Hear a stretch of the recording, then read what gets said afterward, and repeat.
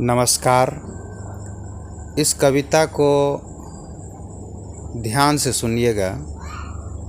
यह कविता काफ़ी प्रेरणादायक कविता है। कविता है वीर, और इस कविता के कवि हैं रामधारी सिंह दिनकर। आइए सबसे पहले हम इस कविता को आप लोगों को सुना रहे हैं। सच है विपत्ति जब आती है,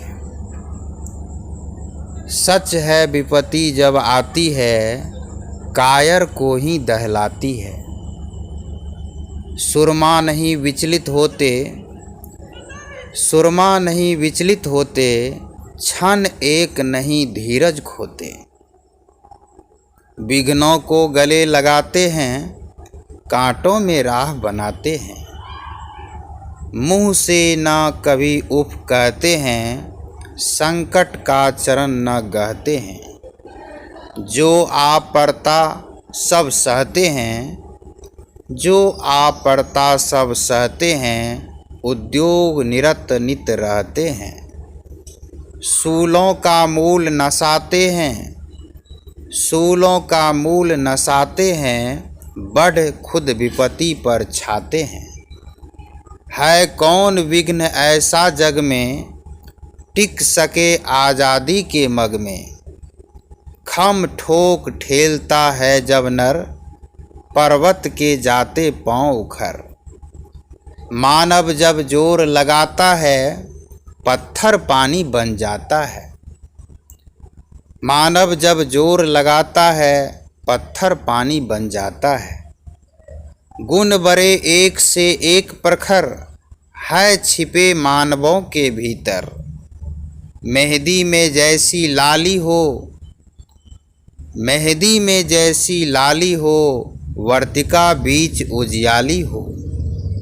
बत्ती जो नहीं जलाता है, रोशनी नहीं वह पाता है। इस कविता की एक एक पंक्ति में प्रेरणा भरी हुई है। प्रेरणा से ओत-प्रोत यह कविता है। आइए इस कविता के भावार्थ को देखते हैं। सच है विपत्ति जब आती है, तो कायर को ही दहलाती है। विपत्ति जब आती है, मुश्किल जब आती है, तो जो लोग दहल जाते हैं, घबरा जाते हैं, यानी वो कायर होते हैं। कवि के कहने के अनुसार मुसीबत या बाधा कायरों को ही दहलाती है। इसलिए है कि सच है विपत्ति जब आती है, कायर को ही दहलाती है। यानी विपत्ति जब भी आती है, जब भी मुसीबत आती है, तो जो लोग कायर होते हैं वही घबराते हैं।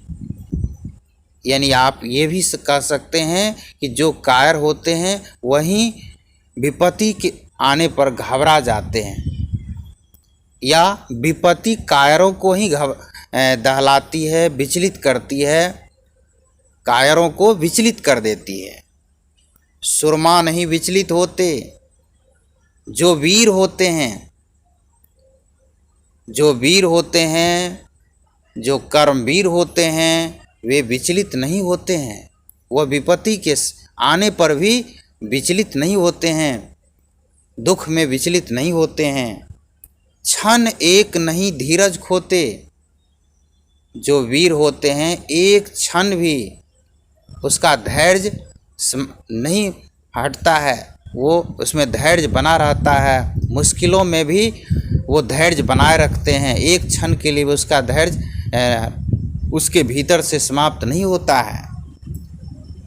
और ऐसे वीर पुरुष कांटों में राह बनाते हैं। यानी वो कांटों में भी, प्रतिकूल परिस्थिति में भी, मुश्किलों से भरे रास्तों से भी, उसमें भी वो रास्ता निकाल लेते हैं।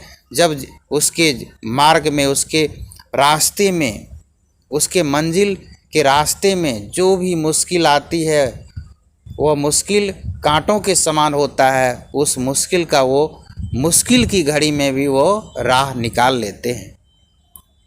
मुंह से ना कभी उफ कहते। बहुत लोग ऐसे होते हैं जब उसके सामने मुश्किल आती है, बाधाएं आती है, तो उसके मुंह से उफ निकलता है। उफ कितनी दर्द है, उफ कितनी परेशानी है, उफ कितने बेचैनी है, उफ कितने गम है। लेकिन जो वीर होते हैं उसके मुंह पर ये उफ शब्द नहीं आता है। वे कभी उफ नहीं कहते। संकट का चरण न गहते हैं। वह संकटों का, मुसीबतों के चरण नहीं पकड़ते हैं, उसके पैर नहीं पकड़ते हैं, बाधाओं के सामने झुकते नहीं है। चरण न गहने का अर्थ हुआ कि जो वीर होते हैं वह बाधाओं के सामने झुकते नहीं है, बाधाओं के चरण को नहीं पकड़ते, बाधाओं के पैर को नहीं पकड़ते हैं, बाधाओं के सामने झुकते नहीं हैं। जो आप पड़ता सब सहते हैं, मतलब जो आप पड़ता उसके सामने जितनी भी दुख पीड़ा होती है वो सब को सह लेते हैं। उद्योग निरत नित रहते हैं, उद्योग निरत नित रहते हैं और अपने काम में मग्न रहते हैं। प्रतिदिन, दिन प्रतिदिन अपने काम को लगातार करते रहते हैं। सूलों का मूल नसाते हैं।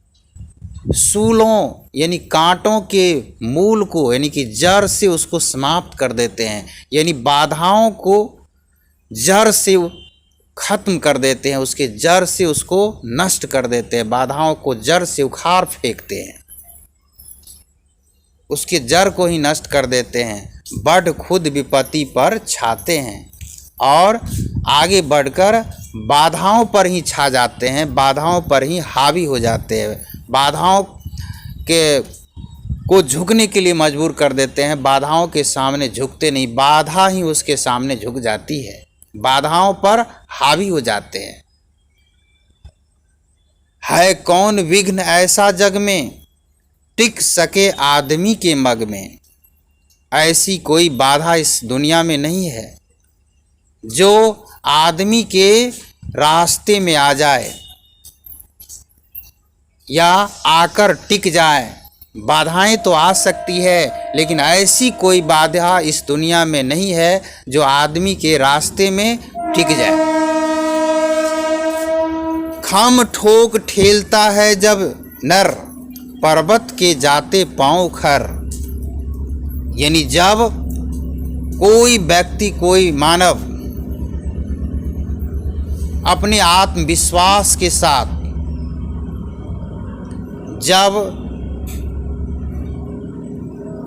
पर्वत को भी हिलाने की कोशिश करता है, पर्वत को भी अगर ठेलता है तो पर्वत के भी पांव उखड़ जाते हैं। यानी बड़े से बड़े जो पर्वत है, उस पर्वत को अगर कोई व्यक्ति आत्मविश्वास के साथ अगर उसको धक्का देता है, उसको ठेलता है, तो पर्वत उस के भी पांव उखड़ जाते हैं, पर्वत भी हिल जाते हैं उस व्यक्ति के अंदर की आत्मविश्वास की शक्ति से। उस वीर पुरुष के अंदर की शक्ति से पर्वत के भी पैर उखड़ जाते हैं। तो फिर बड़ी से बड़ी बाधा क्या है? बाधा कैसे जो है, बाधा किस प्रकार जो है व्यक्ति के रास्ते में आ सकता है? तो जो बाधाएं होती है वो पर्वत के समान है, लेकिन उस बाधा के सामने अगर अंदर में हौसला हो, आत्मविश्वास हो, तो बाधा के भी पांव उखड़ जाते हैं। बाधा बड़ी से बड़े पर्वत के जिस प्रकार से पांव उखड़ जाते हैं। इसलिए यहाँ पर कहा गया है कि खम ठोक ठेलता है जब नर, पर्वत के जाते पांव खर। मानव जब जोर लगाता है, पत्थर पानी बन जाता है। इतिहास गवाह है, जब मानव जोर लगाता है, अपनी ताकत लगाता है, तो मानव के भीतर इतनी ताकत है कि पत्थर भी उसके सामने पानी बन जाता है। पत्थर को भी पानी बनाने की ताकत मानव के भीतर है। अगर मानव चाहे तो पत्थर को भी पानी बना सकता है, पत्थर को भी पिघला सकता है। मानव के परिश्रम और मानव के भीतर इतनी हौसला है। गुण बरे एक से एक प्रखर, गुण बरे एक से एक प्रखर है छिपे मानवों के भीतर। यानी मनुष्य के भीतर एक से एक गुण, प्रखर गुण, यानी एक से एक अद्भुत प्रतिभा, एक से एक अद्भुत गुण मानवों के भीतर छिपे हुए हैं। हमारे भीतर एक से एक अद्भुत गुण छिपे हुए हैं। और किस प्रकार से छिपे हुए हैं? मेहंदी में जैसी लाली हो, जिस प्रकार से मेहंदी में लाली छिपी होती है, जिस प्रकार से मेहंदी में बाहर से उसकी लाली नहीं दिखाई देती है, लाली छिपी होती है, और जिस प्रकार से मेहंदी में लाली छिपी होती है, उसी प्रकार से हम मानवों के भीतर एक से एक अद्भुत और अचंभित करने वाले गुण और प्रतिभा छिपे हुए हैं।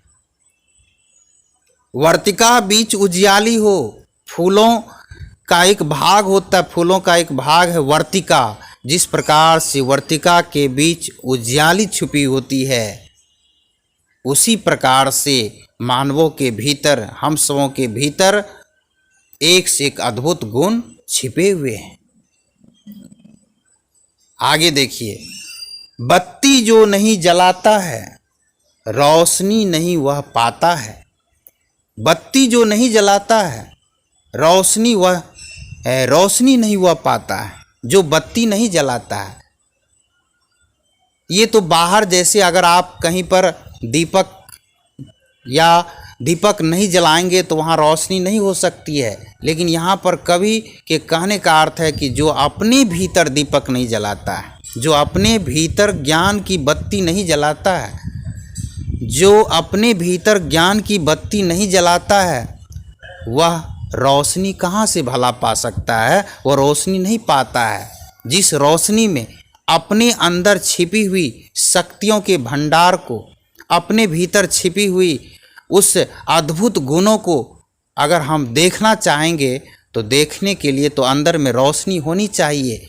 कभी उस रोशनी को, उस बत्ती को जलाने की और इशारा कर रहे हैं कि जो मानव अपने भीतर, अपने मन के भीतर बत्ती जलाने की, रोशनी को जलाने की कोशिश करते हैं, जो जलाते हैं, वहीं अपने मन के भीतर छिपे हुए इस एक से एक जो प्रखर और अद्भुत गुण है उसको देख पाते हैं और पहचान पाते हैं, और उसको बाहर दुनिया में अपने गुण को प्रदर्शित करते हैं। प्रदर्शित करके अपनी जीवन को खुशहाल बनाते हैं, जीवन को आनंदमय बनाते हैं।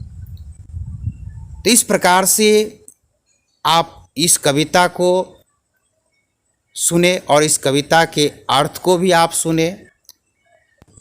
यदि आपको यह कविता अच्छा लगा हो तो वीडियो को लाइक कर दें और हमारे इस चैनल को सब्सक्राइब कर लें।